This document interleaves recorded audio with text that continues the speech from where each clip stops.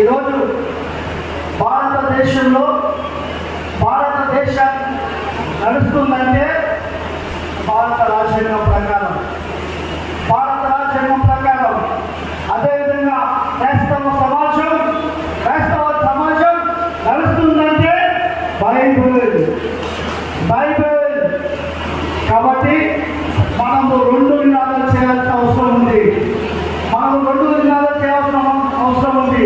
అదేంటంటే praise the lord, జై హింద్. సమయంలో మాకు దుఃఖం వేసింది.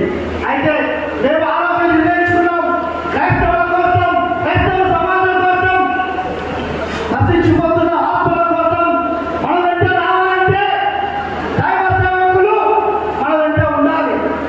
ఎందుకంటే ఈరోజు చర్చి నడుస్తుందంటే దైవ సేవకుల ద్వారా. అయితే వాళ్ళపైన దాడి జరుగుతుంది, కుటుంబపై దాడి జరుగుతుంది. వీటన్నిటిని మేము గ్రహించి కుటుంబానికి, సంఘానికి, కాపాడడానికి మేము అండగా ఉండాలని ఆలోచన చేసి రాజ్యాంగ హక్కుల సాధన సమితిని ఏర్పాటు చేయడం జరిగింది. అయితే మనం చాలా దినాలు చూస్తున్నాం, చాలా సమస్యలు చూసాం, దైవ సేవకుల మీద దాడులు చూసాం, చర్చిల మీద దాడులు చూసామా? దైవ సేవకుల పక్కన చూసామా? అయినా వాళ్ళు వెనక్కి పోయిందా? వాళ్ళు భయపడలేదు.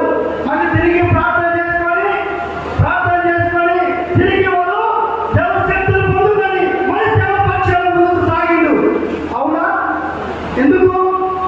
ఆత్మీయ బిడ్డలమైన మనము వారికి అండగా ఉన్నాము. కాబట్టి ఈరోజు ఆత్మీయ బంధువులుగా, ఆత్మీయ అన్నలుగా మనకు మాస్టర్స్ అండదండలుగా మద్దతుగా ఉండాల్సిన అవసరం ఉంది. ఎందుకంటే మనం ఎక్కడైతే ఆత్మీయంగా మనం దెబ్బతిన్నామో ఆత్మీయ బంధువులకు మద్దతుగా ఉన్నందుకే ఈరోజు ఆత్మీయ తల్లిలో అందరూ, ఆత్మీయ సహోదరులందరూ మన మధ్యలోకి వచ్చిండ్రు.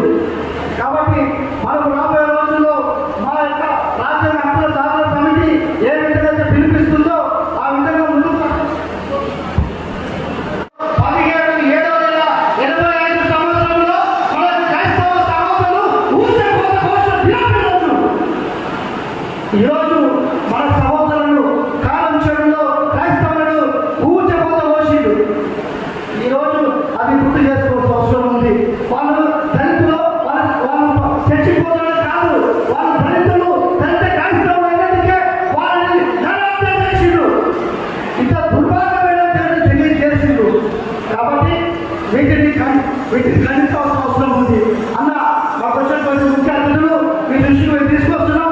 మహబూబాబాద్ జిల్లాలో, ఉమ్మడి జిల్లాలో ఎంఆర్ఓలు కానీ, కలెక్టర్లు కానీ మా పైన వివక్ష చూపిస్తున్నారు, మా సర్టిఫికేట్ వివక్ష చూపిస్తున్నారు. వారి కుటుంబాలకు వచ్చి వారి బెడ్రూమ్లో నా ఫోటోలు ఈటలు చూసి వాళ్ళని పెట్టి అంటే మా పెళ్లి ఏ విధంగా చేసిండు, సాగు ఏ విధంగా చేసిండు అని వాళ్ళ ఇంట్లోకి వచ్చి జొరబడి ఈ యొక్క